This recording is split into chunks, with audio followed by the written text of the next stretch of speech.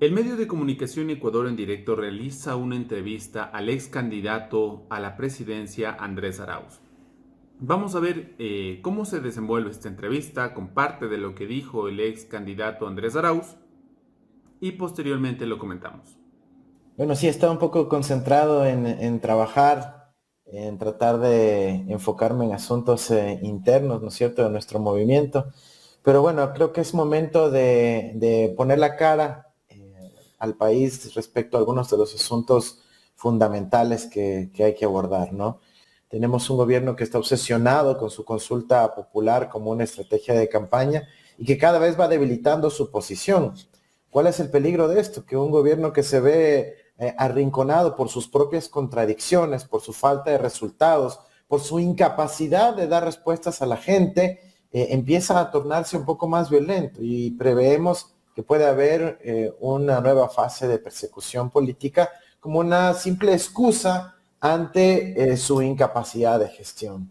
Vemos un gobierno que está ya caminando viento en popa para un acuerdo con el Fondo Monetario Internacional, es decir, replicando las mismas prácticas de los gobiernos anteriores. Vemos un gobierno que incluso está consultando las mismas preguntas que hizo Guillermo Lasso y que muy probablemente la gente también le responda con la misma contundencia que no.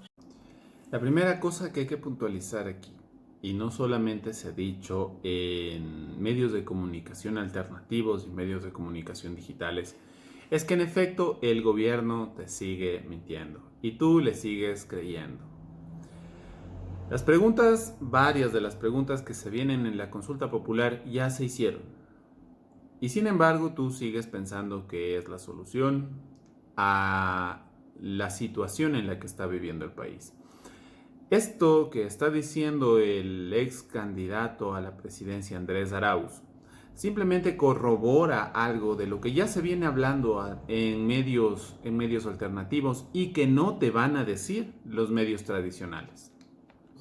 Entonces, vemos, creo yo, puntos de debilidad ahí, un equipo de gobierno que se ha mostrado no a la altura de las circunstancias, creo que carece de muchas competencias y profundidad conceptual en manejo de la política pública.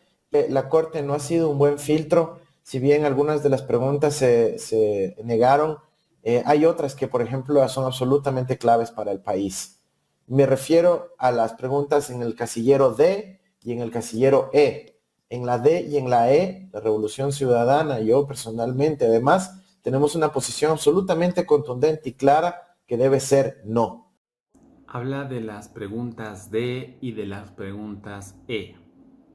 Y aquí la interrogante, tú, ecuatoriano de a pie, pueblo, ¿sabes cuál es la pregunta D y la pregunta E? Bien, déjame te cuento. La pregunta E es la pregunta 4 de la consulta popular que dice, ¿está usted de acuerdo en enmendar la Constitución de la República y reformar el Código del Trabajo para el plazo fijo por horas cuando se celebre por primera vez entre el mismo empleador y el trabajador, sin afectar los derechos adquiridos de los trabajadores, de acuerdo al anexo número 4? La pregunta E es muy clara. Habla del trabajo por horas. Y tú sabes lo que significa que la gente regrese a trabajar por horas, porque esto no es nuevo, es algo que ya había hace muchos años atrás. Y quizá la juventud de ahora, las generaciones actuales no lo sepan, pero esto termina siendo una regresión de derechos. Y también habla de la pregunta D, que es la pregunta 3 de la consulta popular, y dice, ¿está usted de acuerdo que el Estado ecuatoriano reconozca el arbitraje internacional como método para solucionar controversias en materias de inversión contractuales y comerciales? Y ahí vamos a hacer un paréntesis para hacernos la pregunta más importante. Nosotros como ecuatorianos y como ciudadanos que vamos a acercarnos a votar, ¿sabes qué significa esto que dice la pregunta? La pregunta 3, la pregunta D. ¿Está usted de acuerdo que el Estado ecuatoriano reconozca el arbitraje internacional como método para solucionar controversias en materia de inversiones contractuales o comerciales? ¿Sabes qué significa? ¿Tienes alguna idea, alguna noción de lo que significa? Déjame en los comentarios. ¿Por qué? Porque para empezar, como bien dices, Jaime, esa pregunta del arbitraje internacional no debió haber jamás pasado el filtro de la Corte Constitucional. ¿Por qué? Porque tenemos otro artículo de la Constitución que dice que las empresas transnacionales no pueden tener más derechos que las empresas ecuatorianas.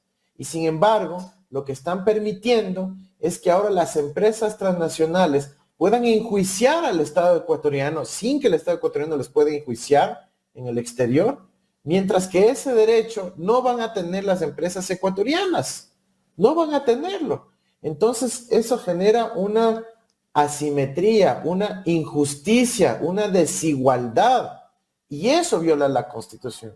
Pero la Corte se ha portado demasiado obsecuente con el gobierno del señor Noboa, y ahora está esta pregunta a consideración del pueblo ecuatoriano.